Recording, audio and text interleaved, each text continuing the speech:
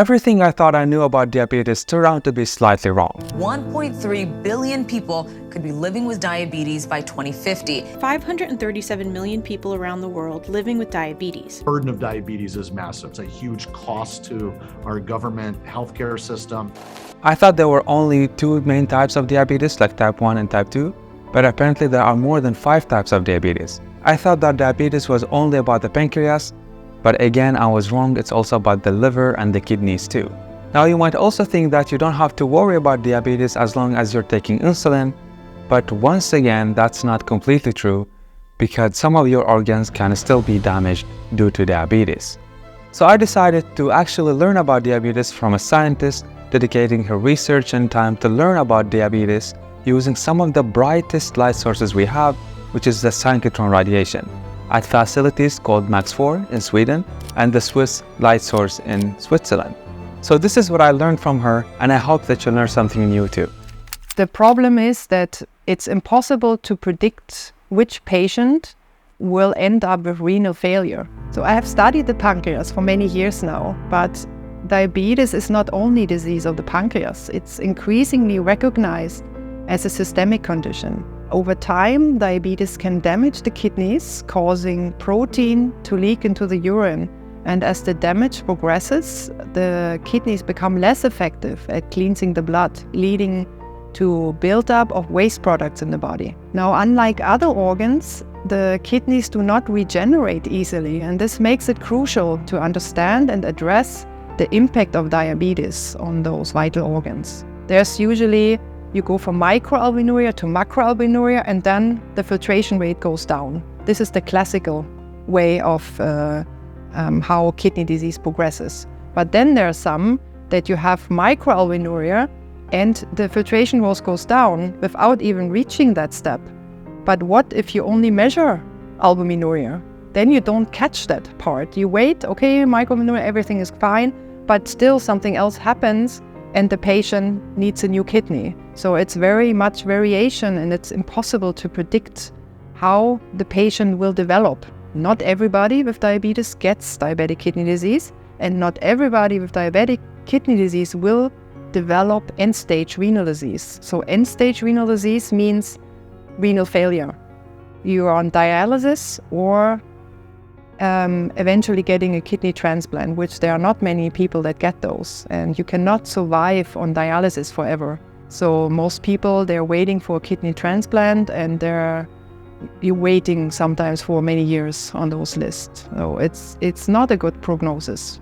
And then, of course, you see that it's very important that you find the measurement to predict the risk for those patients to develop end-stage renal disease. But how do you do that if the disease progression is so different? Sometimes it goes fast, sometimes slow, sometimes there's remission. So it's very difficult to predict. And why some develop the disease and others don't? We don't know. There's probably some genetic factors, environmental. There are so many different factors that act together.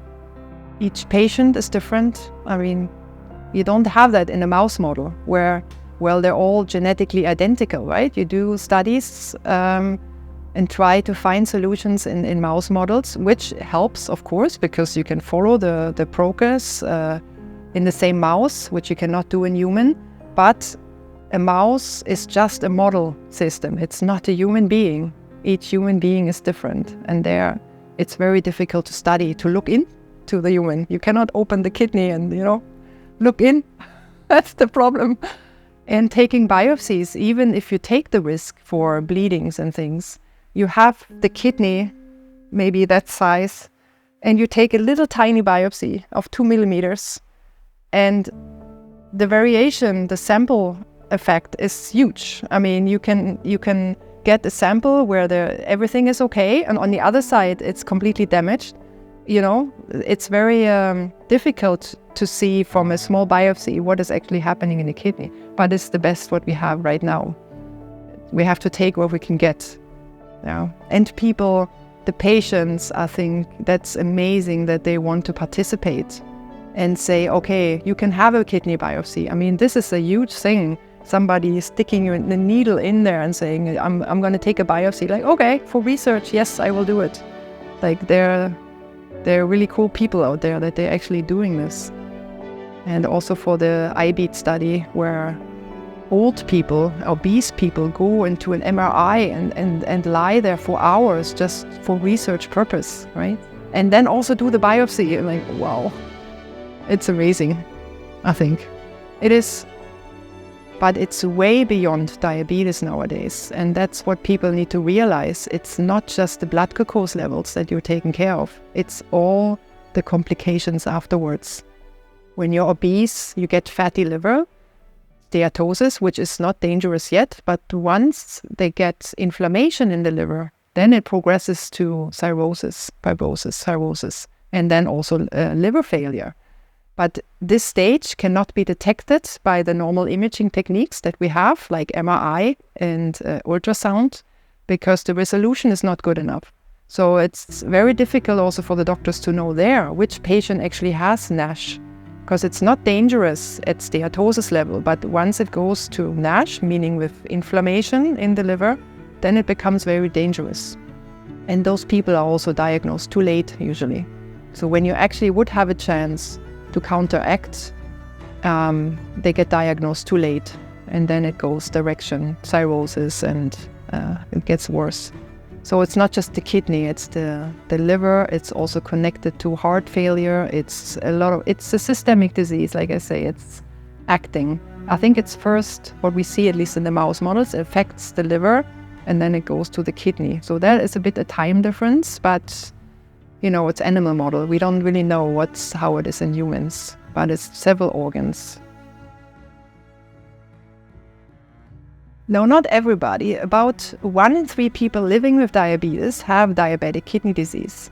It may occur until 10 years or more after diabetes initially sets in, and it's still very difficult to know why different patients progress in different ways and then be in desperate need of a kidney transplantation.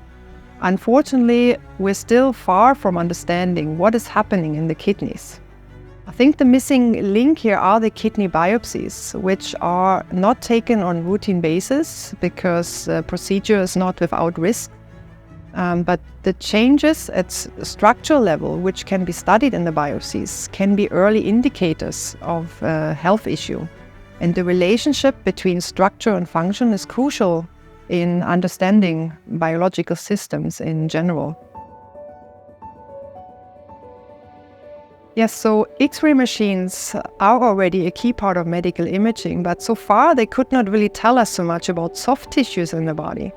Synchrotron light, imagine, is about 100 billion times brighter than from a hospital X-ray source, giving us much more detail down to the cellular level.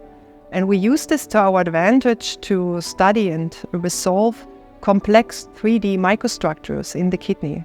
Imagine it as a virtual biopsy, allowing us to examine the kidney's intricate architecture without the need for sectioning. There is no other technique today that can resolve the complex 3D microstructure with cellular resolution, like complete functional units called the nephrons in the kidney, simply by scanning tissue paraffin blocks waiting in your biobank.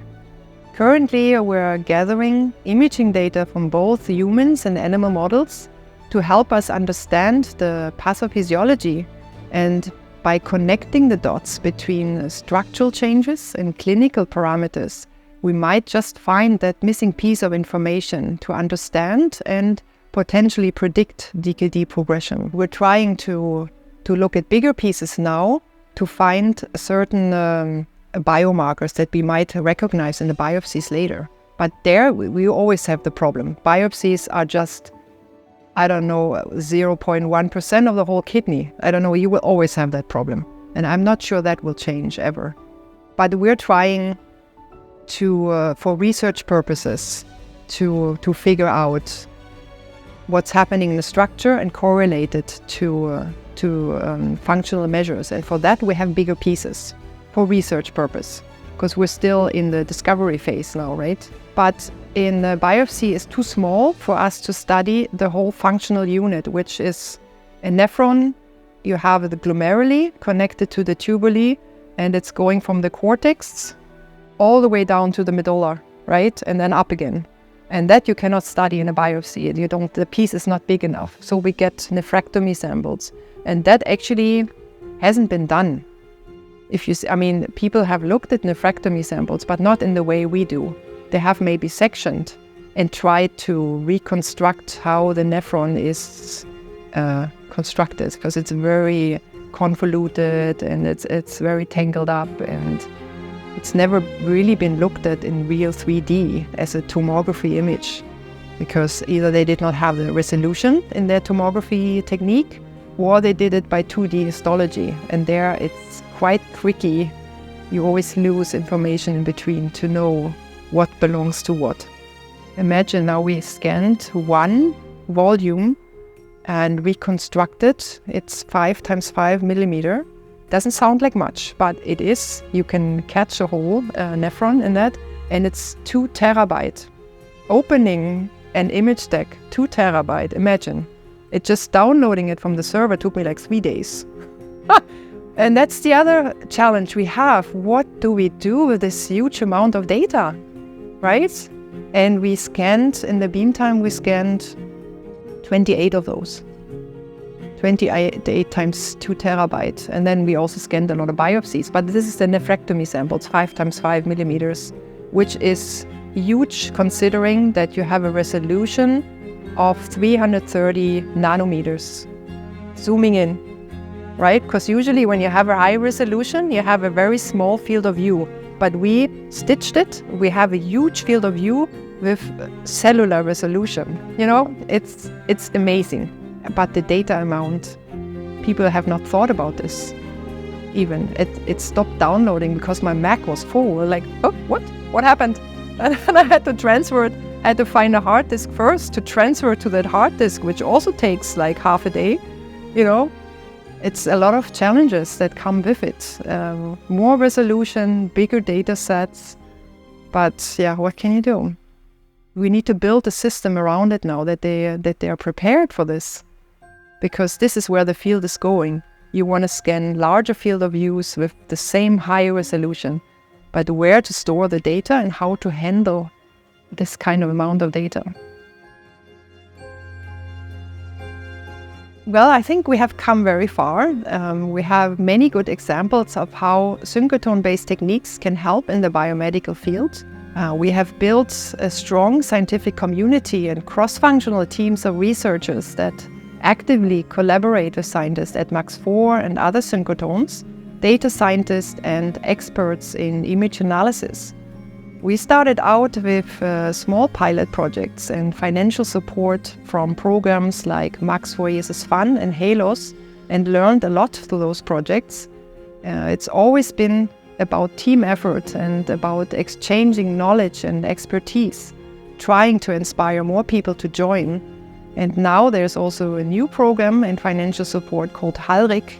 We try to increase the engagement of companies and hospitals in research collaborations. It might take a bit more time exploring the potential of synchrotron imaging, but it is totally worth it, because now we can answer questions that were difficult to approach before.